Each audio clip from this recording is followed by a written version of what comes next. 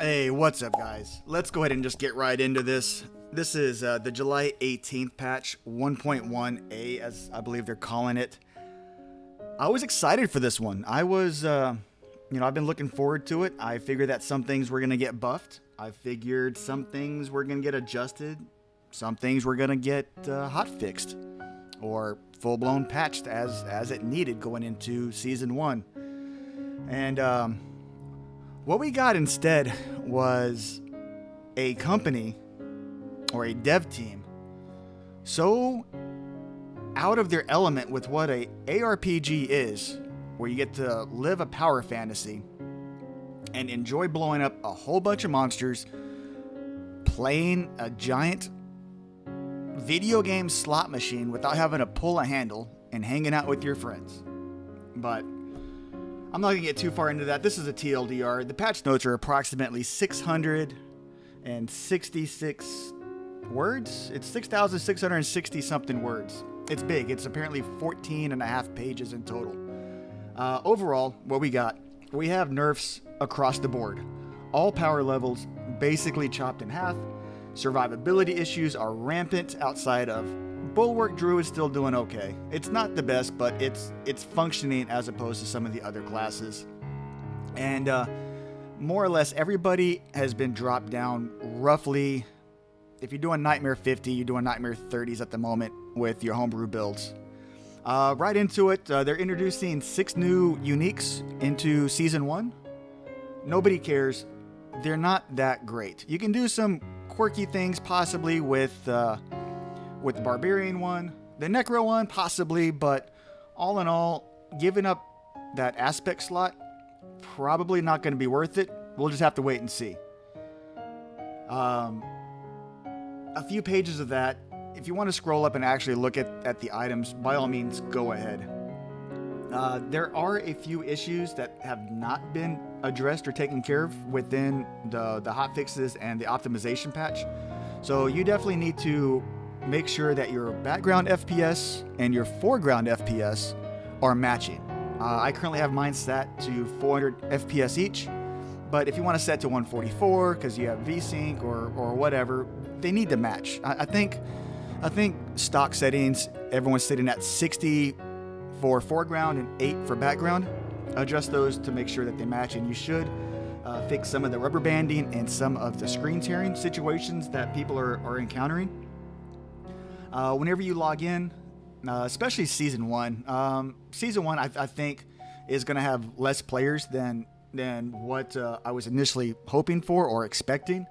But go ahead and keep crossplay disabled outside of trading and outside of trying to fish for different events within a Helltide or just within open world, which open world is not worth doing at this point anyway. So we'll get into that here in a minute or so. But like I said, make sure that crossplay is disabled.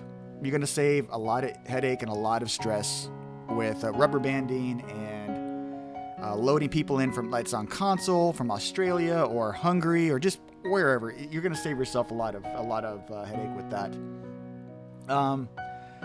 We have a whole wall of bug fixes. A lot of those bug fixes are more or less disabling certain playstyles. Shred Druid, for instance, Hoda Barb situation has been taken care of. Some of those bug fixes continue to hinder and cripple Sork, but they're already down anyway, so there's not much more you can do to that class. Most of the billion damage gimmicks and tricks are dead.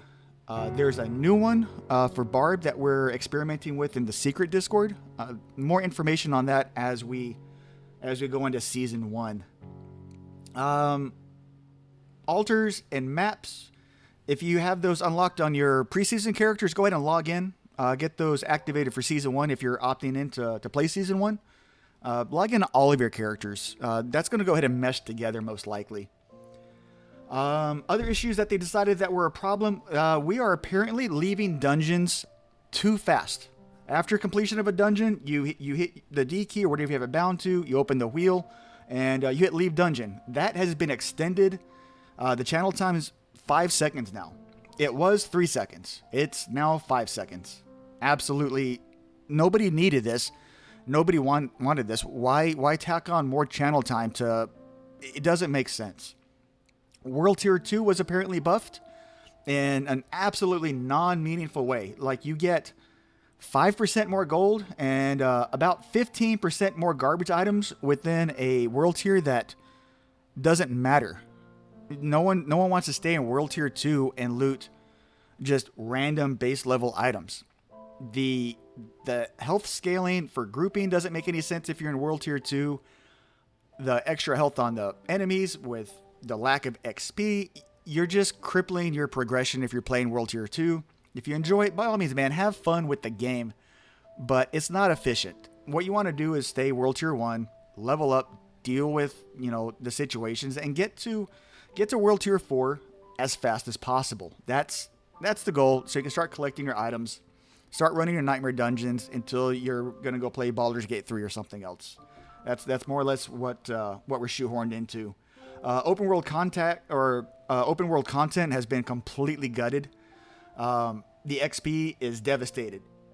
Before, everything was higher level than you sometimes. You go to different areas and whatnot, but now it's gonna either cap out at 55 or it's gonna end up eventually being 5 levels lower than your current level. That's why did they do this? Because people were exploiting the density in the PvP area?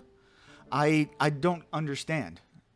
Anyway, open world XP, dead. Bonus XP in general is absolutely just gone.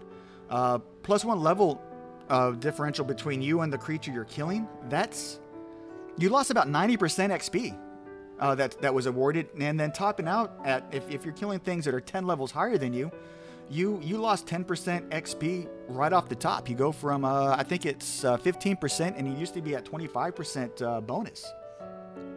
Boosting, I understand boosting is a problem, but I mean, that's a ARPG, fundamental. That's like a cornerstone or a pillar of the ARPG genre.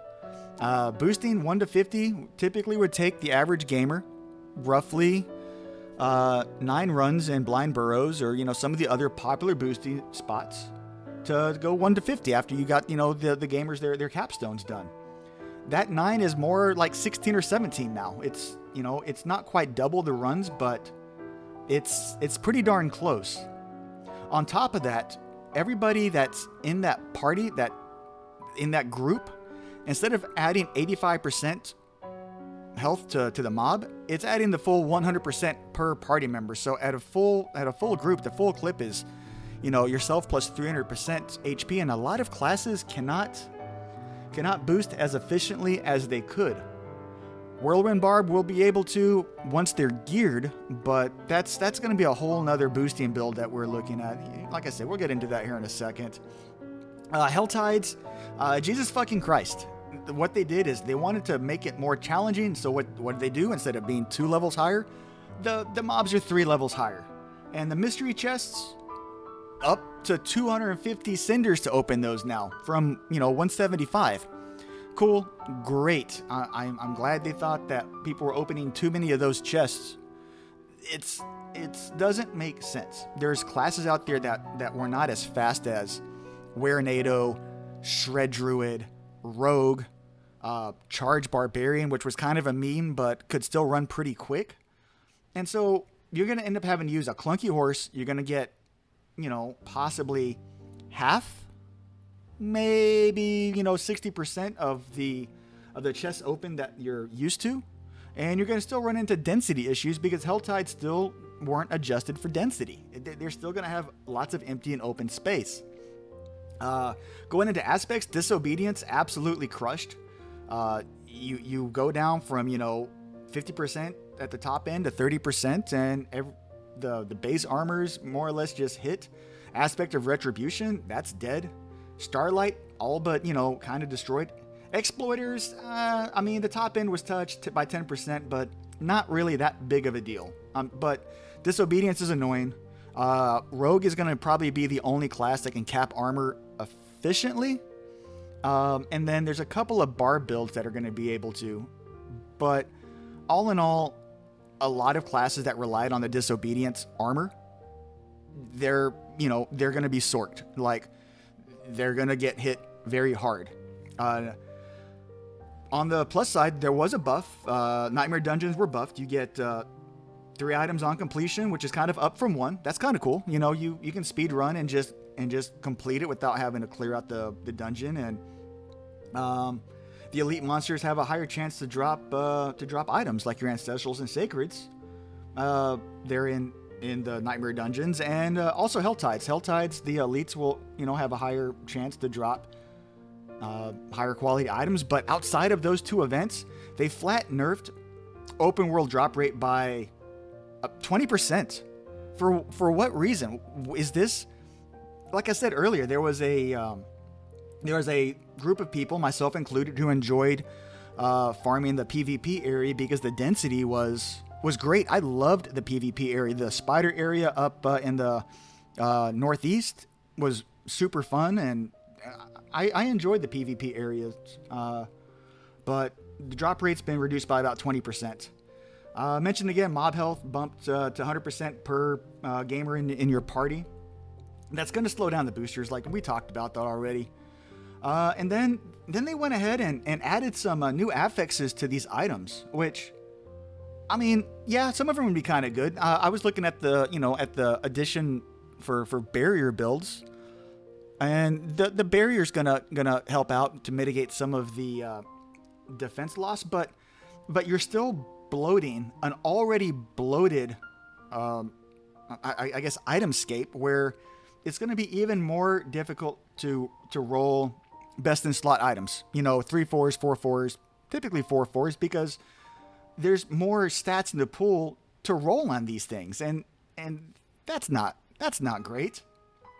Maybe if they would have combined some of the buckets, some of the items, that would have let them slot in for season 1. A couple more affixes to play around with and just see how the community feels and reacts to it, and move on from there. If something's a little bit off or overpowered, then you adjust it. Maybe halfway through, or a mid-season patch, or hotfix if need be. On top of that, they thought CDR was a far too important stat. CDR, very important. A lot of classes used it. A lot of classes need it to maintain your uptime. It was everyone had CDR and stuff. They did an overall nerf by 30% just across the board, across all avenues of cooldown reduction. Well, screw us, right? I mean, we're sitting there waiting for more abilities, waiting, having to deal with being out of unstoppable whenever you're dealing with 80 things on the screen that have the frozen affix, and you're being CC'd, to death, and there's nothing you can do about it. You CC, fear, CC, pillars, and, you're smoked. Getting, absolutely cooked by off-screen frozen porcupine quills doing a 60 at this point, Critical strike damage was dropped by about 17%, which, that sucks, but, I guess we'll just deal with it by attacking for a little bit longer. And they did something absolutely out of control. They went ahead and they increased all mob damage by about 25% for all aspects of damage, physical to elemental, whatever. And then the damage over time, they bumped that by 40% across the board, with absolutely zero adjustment made to our own defensives. They haven't even fixed the situation with our base defenses, and on top of that, they took away a bunch of our armor. They flat just got rid of it. Disobedience was a cornerstone in many builds just to be able to push higher nightmare keys. I don't know if they're wanting classes to kind of hang out in the 40 to 50 range, but at this damage level, Sorcs, Druids, are going to get demolished by off-screen, corpse bows and some of the beast maps with the porcupines and the charging, bull things, or I don't even know what they're called, but they charge at you and you're standing like nowhere near them and you get one shot anyway. So I guess we're still gonna be dealing with that regardless. It's just gonna be a one-shot fiesta in some of these beast dungeons and skeleton dungeons and the red ghosts, like the railgun ghosts. That sucks.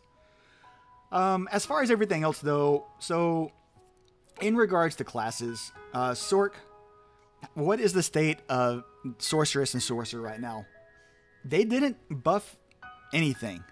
Everything is going to be doing more damage to them. CDR absolutely destroyed, so you have less access to your defensives, which all Sorcs run 3 defensives, and they're Frost Nova, and that's going to be on a longer cooldown because CDR is gutted. The class is somehow in a worse position than what it was before this patch, and there's no hope in sight. There's no metagaming, being one shot. You can't outplay taking even like 30%, 40% more damage whenever you're already dying to, one shots. And I don't think any of the hearts are going to be a saving grace going into season 1.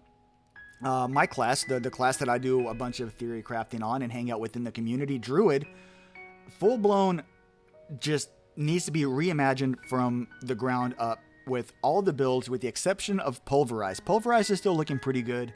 Bulwark is still relatively functional, but they went ahead and they're only going to get 6 seconds of Unstoppable whenever they pop Grizzly Rage down.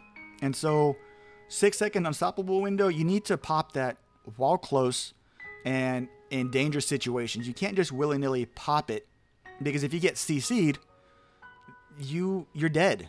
There's no way out. There's Grizzly Rage and there's Bulwark, which can possibly give you, your unstoppable status, but you can't use Bulwark whenever you're in Werewolf. So more or less all high-end pushing Werewolf builds at this point are not in a good place. Envenom is reading on the tooltip that it's additive damage now, so we're still kind of looking at that. As of releasing this, Envenom might be just a tooltip error, and it's actually still multiplicative. We don't know. I'm assuming that's just a tooltip error, so keep our fingers crossed on that. We might still have access to Envenom. Maybe Toxic Claws is kind of the way to go, and Melee Kite. Bears doing better than Werewolf right now. It's thanks gamers, thanks bigger YouTubers for all the data that you shared with our bug stuff. I'm glad that was fixed, but I'm sad that Werewolf is dead, and a lot of my friends and a lot of the Druid community. A winner, if you want to call it a winner in this patch, Barbarian has some interesting things going on. Gores has no target limit. It triggers every 2 seconds, and you can get multiple explosions within exploit windows. You can get 2, depending upon if you have a macro mouse. You can sometimes get many more. We're looking at that. That is most likely going to get a hot fix. We're experimenting. We're testing within the group on the secret Discord and within the owned core community. We're playing around with that again. Be ready for Gores to get nerfed in the not so distant future. There's also a couple of other gimmicks and tricks that Barbarian had in their back pocket. There's a couple of Whirlwind builds that look pretty good, where it's more or less perma CC. There's a freezing build that's kind of been toying with. Barb is probably, well, you couldn't nerf Barb anymore, so just based on that alone, Barb probably has a couple of builds that we should keep an eye on. Necro, more or less untouched, so Bone Spear is still going to be good. The vulnerable damage nerf, it was kind of whatever. People are still hitting in the millions. Keep in mind that they only hit the aspects for Bone Spear. They didn't hit Bone Spear itself. So definitely keep an eye on adaptations, with the hearts. Bone Spear might actually end up being better than what it was somehow. Like Splintering, probably done for, but Serration might be able to make that swap. Our Necro Daddies out there are definitely breathing a sigh of relief. Their class is completely functional. It's more or less, playing the same game. And then finally, Rogue. Rogue on the same tangent. It's the chosen class. It remains basically untouched outside of what was already nerfed within the patch.